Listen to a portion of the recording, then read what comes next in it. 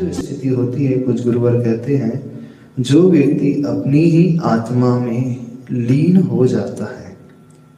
अब अपनी आत्मा में लीन होने के लिए थोड़ी ऊंची अवस्था वाली बात हो जाएगी। और रही बात गृहस्थ की, तो गृहस्थ को सामायिक कैसे करना चाहिए? तो पहली बात जो ध्यान रखना चाहिए, सामायिक में कोई भी हमारा अशुभ चिंतन ना हो, ना ही अशुभ वचनों का प्रयोग हो, ना ही अशुभ काय की क्रिया हो। पहली बात, अशुभ चिंतन से बचने के लिए तो उसे शुभ का आश्रय लेना होगा। तो शुभ का आश्रय लेने के लिए कुछ गुरुवर कहते हैं, प्रारंभिक भूमिका में उसे पंच नमस्कार मंत्र का ध्यान करना चाहिए। पंच परमेष्टि जो होते हैं, उन पंच परमेष्टि का उसे ध्यान करना चाहिए। अब ध्यान भी जो व्यक्ति नहीं कर सकता, एकदम नया नया व्यक्ति से बोलो भाई पंच परमेष्टि का ध्यान करो, अरिहंत परमेष्टि का ध्यान करो, बोले क्या करूं, मुझे तो कुछ समझ में नहीं आ रहा ना। जैसे जो एकदम नहीं जुड़ा है अथवा जिसका ज्ञान नहीं है, इसका शास्त्रों में प्रवेश नहीं है, जो अंतर क्वालिटीज आदि को नहीं जानता है, तो उसके लिए फिर क्या कहते हैं, आचार्य भगवान कहते हैं, यदि ध्यान नहीं कर सकते, ध्यान से मतलब अरिहंत परमेष्टि की मूल गुणों का चिंतन। क्या कितने मूल गुण होते हैं अरिहंत परमेष्टि के? 46 मूल गुण होते हैं। तो एक एक मूल गुणों का चिंतन करना प्रारंभ करें। तो 4 मूल गुण उनके अनंत चतुष्टय वाले, यानी अनंत ज्ञान है, उनके भीतर अनंत दर्शन है, सुख है, वीर है। अब किसी को ये भी चिंतन करते नहीं बने तो और आचार्य भगवान कहते हैं, तो अष्ट प्रातिहार होते हैं भगवान के, तो अष्ट प्रातिहार का चिंतन करें जो वेद में समोसरण में होते हैं। और क्या होते हैं? भगवान के जन्म के 10 अतिशय होते हैं, केवल ज्ञान के 10 अतिशय होते हैं, और देवव्रत 14 अतिशय होते हैं। ऐसे 34 जो अतिशय हैं, 8 प्रातिहार हैं, 4 अनंत चतुष्टय हैं। तो ऐसे 46 गुणों का चिंतन कर सकते हैं। बोले हमें ये भी नहीं समझता, कुछ लोग बोलते हैं याद नहीं रहता, वहां 46 पे कहाँ संख्या याद है सामयिक में आती है किसी को? अरिहंत भगवान के 46 गुण, बोले ये भी नहीं आता। अच्छा ठीक है, ये भी नहीं आता तो कोई बात नहीं। फिर क्या करना? बोले अरिहंत प्रति भगवान का ध्यान, उनकी प्रतिमा का ध्यान उनके शरीर के रंगों के अनुसार कर सकते हैं। शरीर में 8 अंग होते हैं ना, हाथ है, पैर है, मस्त शरीर, चेहरा है, हृदय है, पीठ है, जो 8 अंग है, उन 8 अंगों का ध्यान। अथवा यह भी नहीं बनता है तो जहां के आप दर्शन करते हो, जिस प्रतिमा को देख करके आपका मन लगने लगे, अथवा किसी अतिशय क्षेत्र की जहां आपने वंदना की हो, जिस क्षेत्र के दर्शन करके वंदना करके आपकी विशुद्धि बहुत बढ़ती है, तो उस प्रतिमा का ध्यान करने लगो। उस प्रतिमा का जो शिल्प है, उस प्रतिमा की जो बनावट है, जैसे फॉर एग्जांपल गोमटेश्वर बाहुबली, यदि आपने वहां की तीर्थ वंदना की हो तो उस प्रतिमा का ध्यान करो। और प्रतिमा का ध्यान करते करते शरीर के एक एक अंगों पर दृष्टि टिकाओ, और वो अंग हमसे क्या कह रहे हैं, यानी वो प्रतिमा हमें क्या उपदेश दे रही है, उसे सोचने की कोशिश करो, उसका चिंतन बनाने की कोशिश करो। यदि वो भी नहीं आती है क्षमता, यदि वो भी नहीं है, तो बस 24 भगवान का नाम लो।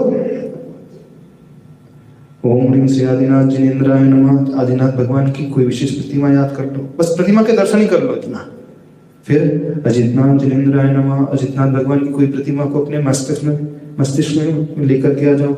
ऐसे आदिनाथ अजितनाथ से लेकर के महावीर पर्यंत 24 तीर्थंकर भगवान का नाम स्मरण करते हुए, उच्चारण करते हुए, और दृष्टि कर मानस पटल पर उनकी प्रतिमा को लेकर के। तो ये जो कहलाता तरीका अरिहंत परमेष्टि के ध्यान का तरीका इन शॉर्ट। फिर सिद्ध परमेष्टि का ध्यान। सिद्ध परमेष्टि का ध्यान कैसे करना? समय शेखर जी की यदि वंदना की हो तो एक एक टोकों का चिंतन कर सकते हैं।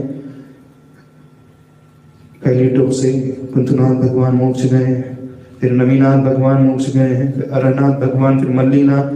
तो मानसिक यात्रा समेत शिखर जी क्षेत्र की कर सकते हो।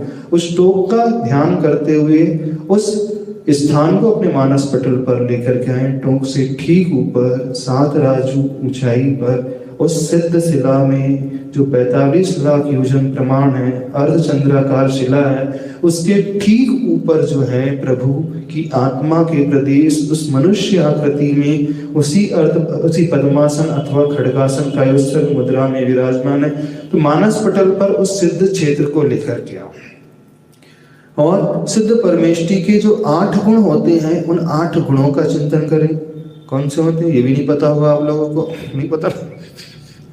सम्मतनान दंसन वीर्य सुमम तहेव अवगणम, जो सिद्ध भक्ति का सम्यक है, ज्ञान है, दर्शन है, सूक्ष्म है, अवगाहनत्म है, अव्याबाद है, अगुरु लघु है, ये सारे गुण सिद्ध परमेष्टि के इन गुणों का चिंतन करो। ले उसमें भी मन नहीं लगता तो बोले आचार परमेष्टि का कर लो, कोई बात नहीं। तो आचार परमेष्टि कैसे?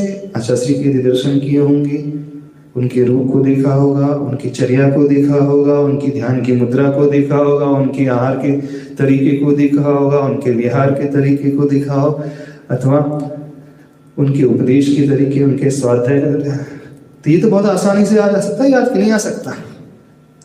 फिर आचार परमेष्टि का ध्यान, यानी आचार परमेष्टि के 36 मूल गुण होते हैं, उन 36 मूल गुणों का चिंतन करें। कौन से मूल गुण है ये भी नहीं पता, सब अंगूठा छाप हो आप लोग।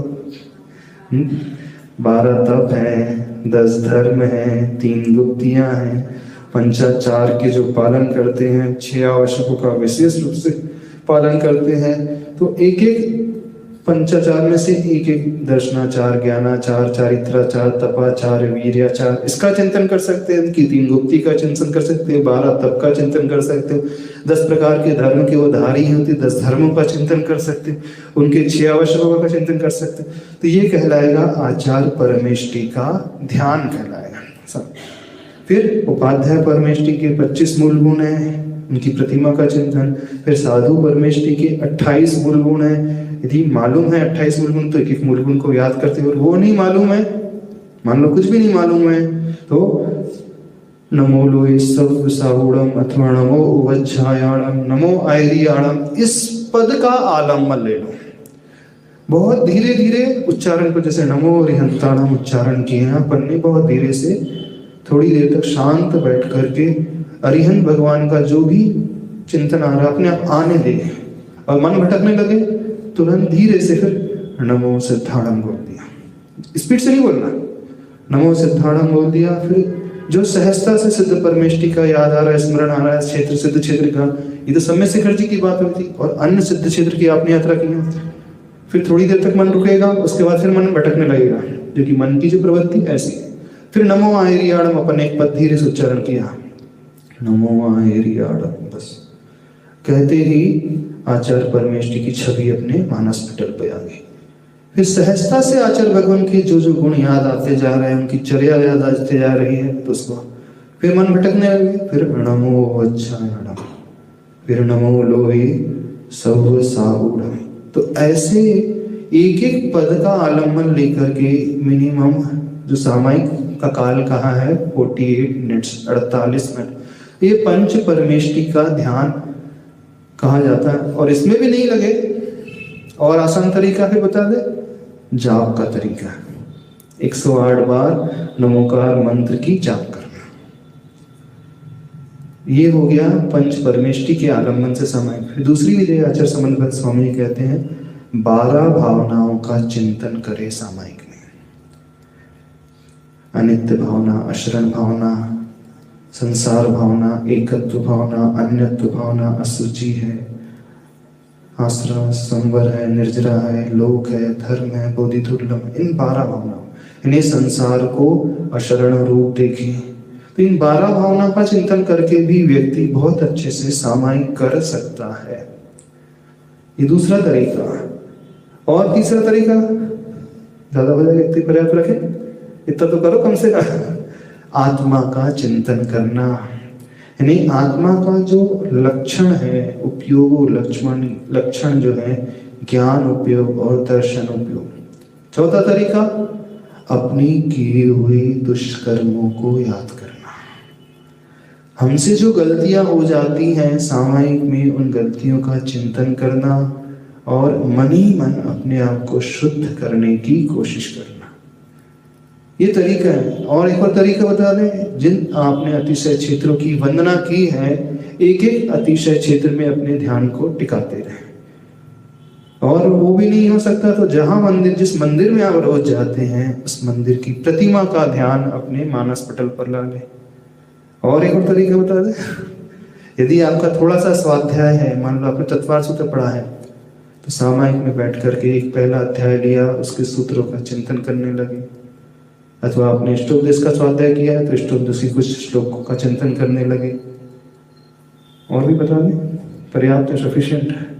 करना भी है, कुछ नहीं करना, किसी जानने अकेले इतना करो तो बहुत हो जाएगा। नहीं है तो सिर्फ अरिहंत सिद्ध, अरिहंत सिद्ध, अरिहंत सिद्ध, अरिहंत सिद्ध। और एक बहुत अच्छा तरीका बताते हैं, अपने शरीर में ही एक मंत्र को बैठाना। शरीर के जो भिन्न भिन्न 10 स्थान है, बहुत अच्छा तरीका है, ज्ञानार्णव ग्रंथ में दिया है सामायिक का। शरीर के जो ध्यान के 10 स्थान है, सिर, माथा, मोहे, आंख, नाक का टिप, कान, मुख, होंठ, कंठ, हृदय, नाभि, इन 10 केंद्रों में एक बीजाक्षर को बैठा करके हम ध्यान कर सकते हैं। अथवा किसी पद विशेष को, नमो अरिहंताणम, बस इन 10 केंद्रों में उस सफेद अक्षर से लिखे हुए उस मंत्र को देखें और एक एक केंद्र में केंद्रित करते हुए, क्योंकि देखो 2 तरीके होते हैं, या तो हम पर मूर्ति का आलम्बन लेकर के ध्यान करें, उसमें थोड़ी कठिनाई हो सकती है, सोचना पड़ता, धारणा बनाना पड़ता, लेकिन अपने शरीर के बारे में ज्यादा सोचने को नहीं पड़ता। तो अपने शरीर के भिन्न भिन्न अंग उपांगों का आलम्बन लेकर के भी हम पदस्थ ध्यान कर सकते हैं। तो ये ध्यान के तरीके, इन्हें सामायिक करने के तरीके आचार्य भगवान ने बताए हैं। और सबसे पहली कंडीशन आचार्य भगवान जो कहते हैं, आसन विजय होना चाहिए। यानी जितनी देर आप सामायिक कर रहे हैं, एक ही आसन में बैठ करके सामायिक होनी चाहिए, जिस आसन में आपको सूटेबल लगता हो। नहीं है तो बाल्टी मार करके बैठ जाओ, नहीं है तो अर्ध पद्मासन अथवा पद्मासन, तो जो भी आसन में आपको आनंद आता हो, कम से कम आप 48 मिनट बैठ सकते हो बगैर आसन बदले, तो वह आसन विजय यानी आसन की सिद्धि होगी, तभी सामायिक। ऐसा नहीं कि हर 5 मिनट में फिर अपन ने आसन बदल लिया, फिर पाल्टी बदल ली, फिर पैर ऊपर का नीचे कर लिया, नीचे का ऊपर कर लिया, फिर थोड़े से खड़े हो गए, फिर थोड़ा झुक गए। ये नहीं होना चाहिए। एक स्थिर आसन में बैठने की हैबिट डालें। जब तक आसन सिद्धि नहीं हुई, कुछ नहीं, तो आसन को भी सिद्ध करने की कोशिश है। तो सामायिक जो होती है मन, वचन और काय तीनों से होती है। तो काय से कैसे होगी? एक आसन की सिद्धि से हमारी कायिक सामायिक मानी जाएगी। वचन से सामायिक कैसी होगी? सही मंत्र के उच्चारण से। और मन से सामायिक जो उपयोग हमारा ध्यान है सही जगह लगे। जब ये तीनों की एकता होती है, यानी शुभ परिणाम होते हैं, तो हम अशुभ से बचा करके उस यात्रा को करते हैं। अब देखना, मन जो है एक जगह टिकेगा नहीं, भटकेगा। तो भटकने दो, लेकिन उसे अच्छी अच्छी जगह भटकाना है। एक प्रतिमा से दूसरी प्रतिमा में ला ले, दूसरी प्रतिमा से तीसरी प्रतिमा में ला लिए, फिर एक क्षेत्र से दूसरे क्षेत्र में, एक टोक से दूसरी टोक में, एक सूत्र से दूसरे सूत्र में। यानी जो आपको याद आता हो, जो आपको अच्छा लगता हो, जिस क्षेत्र के आपने दर्शन किए हो, अथवा मुनि संघ के भी दर्शन करके सामायिक कर सकते हैं। मान लीजिए आपको बहुत सारे मुनि महाराज के नाम मालूम है, 20 मुनि महाराज जी के, तो एक एक मुनि महाराज का नाम लेकर के उनका ध्यान कर सकते हैं थोड़ी थोड़ी देर। फिर दूसरे महाराज, फिर तीसरे महाराज। और एक बहुत आसान तरीका है, मुनि महाराज के जयकारा से, प्रभु के जयकारा से मन ही मन ये भी सामायिक कर सकते हैं। कुल मिलाकर के सामायिक करने के बहुत सारे परम्यूटेशन एंड कॉम्बिनेशन बन जाते हैं, बहुत सारे विकल्प भंग बन सकते हैं, व्यक्ति का मन जिसमें लगे। अभी इतना ही रखो, इतना करो, फिर बाद में फिर कभी बताएंगे और डिटेल में। ऐसे मोर देन सफिशिएंट हो गया।